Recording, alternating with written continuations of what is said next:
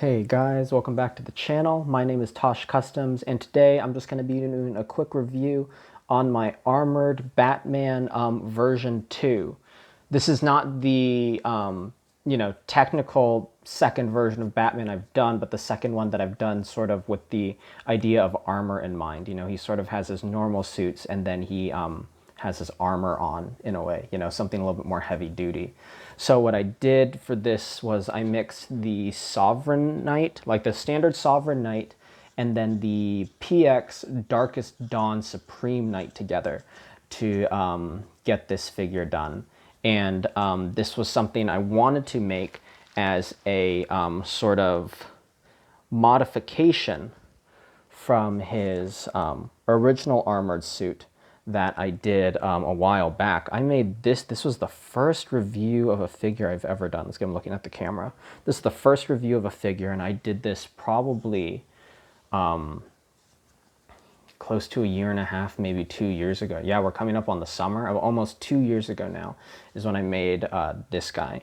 And so I'm now making sort of his predecessor, obviously, or his descendant, predecessors before post-decessor? That doesn't sound right. Whatever. But, this Batman's armor is very bulky, very layered. It has a very sort of Arkham type look with all the gear he has on. And I was looking at this guy and I was like, I love him. He's great. He's wonderful. Has a very classic Batman vibe while still, adding some wear and tear and, some updated looks to the suit. But then I was like, okay, well, as Batman gets better, he's got to slim down. He's got to move faster. This armor, when you look at it, I mean, it's got to be 20, 30, 40 pounds on him. Even at, your peak physical shape and probably the highest level of tech, armor's, at the end of the day, armor's armor, and armor's heavy. So I was like, there's got to be a way to, take this suit and slim it down. And so I am proud to present to you Armored Batman version 2. So yeah, we took the Darkest Dawn suit and we mixed it with the Sovereign Knight. And so I'll explain briefly how I did that, and it's pretty simple at the end of the day. Both the forearms and the lower legs need to be swapped out. That shouldn't take you too long. It's a matter of heating and popping them out. The Supreme Knight parts right here are kind of glued in. The forearms and the legs are glued in. So you got to peel away some glue, pop them out, pop in your pop in your Sovereign Knight bits, and then pop your boots and your gloves on. That part is pretty straightforward. There's nothing too crazy about that. In terms of recoloring the suit, what I did was I got Angelus leather paint. I got their black leather paint, and I sprayed the whole suit black. And then what I did was Angelus leather paint has a tendency to dry a little sticky. It's made for leather, and so it has like this natural sort of varnish on it. And so in order for me to be able to paint and continue to articulate this guy, like for instance, keep his like under his armpits, like if this is wet and you're just kind of letting it air dry and you squeeze these arms back together, the fabric's gonna stick. So in order to keep the fabric from sticking, because that's a mistake I've made before, it'll get like sticky and crinkly in there. I used my air gun, or not my air gun, my heat gun. And I just used it to kind of speed dry the paint. And so it still has its same wonderful flexibility on fabric, and you can move it around and it doesn't chip. You can really articulate this guy and he's all good. But what it speeds up the drying process so that you can continue to work and not have to let it sit for like a day or two. Because if you were to do that, you have to like let it sit for a day or two in like a T-pose basically. And that kind of stretches and wears on the fabric a little bit, depending on how tight the suit is. And so, this is just sort of a universal word of advice, not necessarily for this figure, but just in general. I like to use the heat gun to speed up that drying process and to keep the fabric from sticking. So that's what I did for this guy. After that, so I had the part swapped, everything was recolored. So then I took this idea from the Owlman. The Owlman I did a little bit ago, and I decided to paint the suit. And so, as you can see here, everything got, all the rubber plating on here got put to a nice metallic chrome silver. So it's all up here on the shoulder pads, and actually, if I take off the cowl, and I think he looks great without the cowl too. Oh yeah, I have the interchangeable faceplates in, but I haven't installed the magnets yet. So for now, the mouths might just pop off. But as you can see, without the suit, or without the cape, his shoulders are all done in that metallic silver and that chrome silver look, and we get it all across the body. And I love how it's both kind of shiny and matte at the same time when it gets dry brushed on the suit. Like, you get that metallic shine, but it's not so crisp and blinding. It has a sort of muted look about it, and that's because it's dry brushed over black. And it's just, you know, it's just thankfully how the texture works. And so it turns out really nice. And I feel like the sheen still very much has a sort of Arkham feel, but this is definitely a thinner, simplified suit. I could totally see someone doing some sort of modified Batman Beyond or some kind of futuristic type suit off of this body. I think it's a totally perfect setup. We are using the the Sovereign Knight belt, and I painted it gold. It's dry brushed gold, and then added some gloss black into the cracks, as well as the belt around, as well as some like the buckle tops, just for some added extra detail. And I think a fun part is even my Batmans sort of have, well, let me change the zoom real quick. Even my Batmans have different belts, you know, like the suit, you know, the suit changes, everything gets shrunken down. This is a little bit more lightweight. And even the other Batman, I have my blue one, even a different belt on this guy.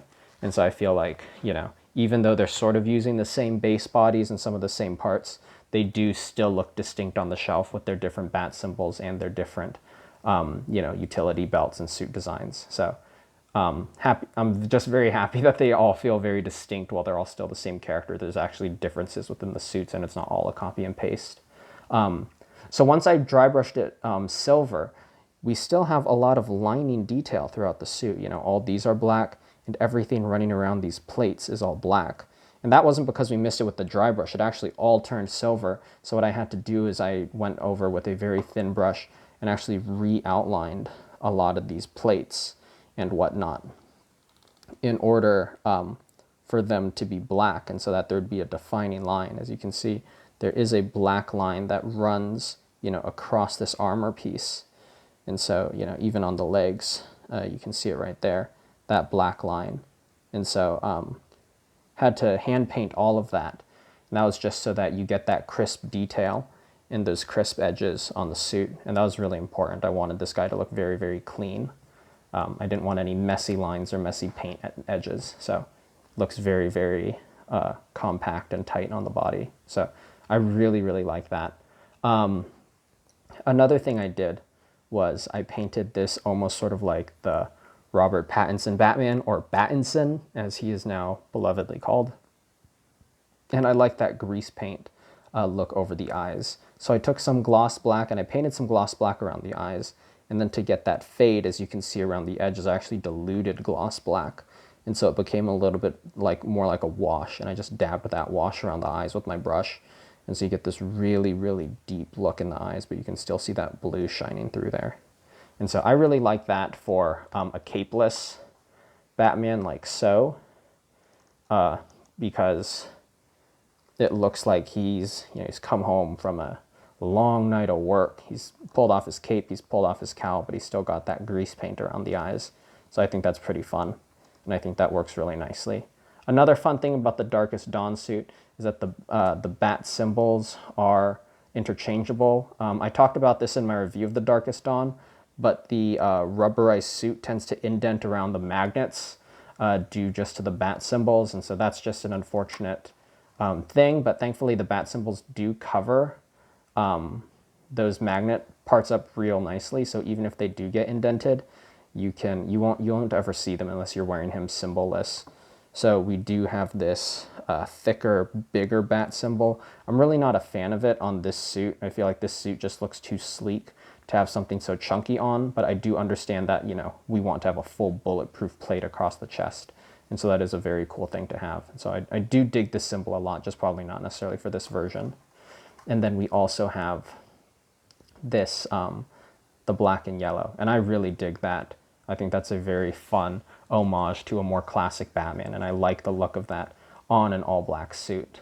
Another thing that I find really surprising, kind of going back to the old symbol, this big block chunky one, is the fact that they chose to use it with such a design as this. You know, this is a very sleek, streamlined suit design.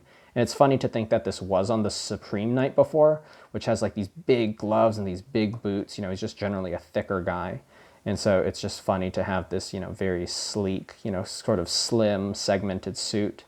And even, you know, the backing with all like the spine plates and stuff. It just seems, you know, very quick and fast. And yet they put that on an older Batman. So, yeah, just something I think is interesting. But obviously, you know, in the theme of quick and fast, I do love this smaller bat symbol for the character. I think it fits well. And so I actually did, because this is the one I'm going to be using, I did detail it. So it's painted gloss black, whereas this one, it comes in matte. But I painted the new symbol gloss black, and there is some silver inside some of those cracked edges too, as you can see there. So it just helps add to the wear of everything. And I really like that gloss black because I think it's a good shiny contrast with the suit. And so it actually makes it feel like it stands out. Besides, the rest of the suit kind of does have like a gloss and a sheen to it. And so this fits in nicely, you know, to continue with that. I'm going to put the cape back on, and then I'll actually stand this Batman next to the others real quick. And I'll put on the long ears since I'm wearing the long ears for all the other Batman too. So here we go. Let me move all this out of the way. So here is our version 2 armored Batman. And the Batmans I'm showing are only the ones that I've used the sort of Sovereign Knight base on, or, you know, Sovereign Knight parts. So here we have our version 2 armor. Here we're going to bring him in. We have our version 1 armor. And I think this is a very appropriate and nice upgrade. I also like how the gold is more muted on this paint. It's a little bit more subdued. It's not nearly as bright golden as on the original armor. And then we also have, last but not least, and probably my favorite of them all, my classic 90s Batman with the blue and yellow, very Detective Incorporated looking Batman. And I really love all three of them together. I think that's super, super fun. I think it looks great too. Let's see if I can get them all kind of looking the same direction. There we go, that's pretty good, I think. So yeah, so these are my three, you know, technically Sovereign Knight Batmen who all use the same head. So, you know, maybe 3 different generations or 3 different types of suits that they're wearing here. Yeah, I'm just very proud of it. I really like this guy a lot. He is everything that I would want a modified suit of the old one to be. Just sleeker, faster, but still keeping that metal, still keeping that gold, you know, in circulation. Something else that I did do real quick, and bring this out. You know, just so it's not like I just did a straight up copy and paste. Let me turn it this way because I can. There we go. Catches the light a little bit better. I did actually do some weathering right on the edges of these gauntlets. You can see a little bit of silver shining through there along the edge, and then the little bat dagger glove parts did get hit with the chrome silver to fit with the rest of the suit. And we also put glossy black in different parts of the boots, including those little, you know, this little nozzle bolt type thing, and the some of the lower edges of the boots, as you can see in there. And so that just helps add some extra depth. So we didn't only do a part switch, but we did actually treat these with paint. As you can see, we have gloss black along that line there.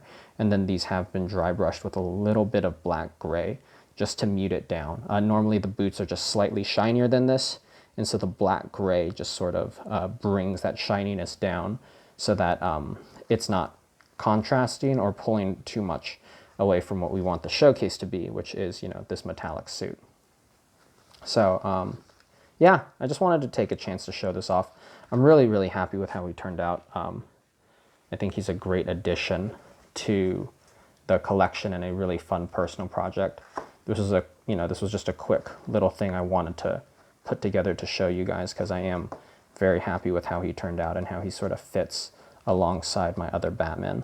So I like the short ears on him. I think the long ears look too, yeah, the short ears are just better for this one. I don't know why, I couldn't explain it to you, but the short ears really just do look better on this Batman. The other two look really good with long ears. But yeah, this guy for some reason is just a very good short-eared Batman. So get them posed up all nicely. Flick the cape out like so. That's pretty cool. That's a pretty cool photo right there. So yeah, anyways, this is just my little showcase, just a little quick overview of what I did, just to explain sort of my thought process and the design. So a little bit of a shorter review today, but yeah, thank you for watching. And I guess I should do my normal spiel. If you've enjoyed this video or learned anything, probably not much, but if you've learned anything, please give it a like and please subscribe to the channel. I really appreciate any support you guys give. Comment, love talking with you guys. If you do want to talk to me more about doing commissions or any of the figures I've made, if they're for sale or anything like that, you should check out my Instagram because that's where I do all my business and where you can see more regular updates from me. I'll do live streams and I sometimes do tutorials on there too. So if you want to learn how to do some stuff for yourself, you want to be on the Instagram. That's where I'm much more active. So my username is Tosh_customs. I have my Instagram username in the description of this video. And if that's too difficult, you can also check out the link in the About section of my channel. So you can just click on it. It'll take you right there. For if any reason you can't find me, because Instagram can be finicky like that. So you have a direct link straight to me. And yeah, the Instagram is really where you want to be for more consistent content and to see, you know, my work in progress. You can actually see a figure go from one thing to another versus just the channel where you'll see the final product. So yeah, I guess basically if you want to continue your learning or see anything I'm working on right now, that's where you want to be. So anyways, thank you all once again. I hope you all have a wonderful day and I'll catch you next time. Take care.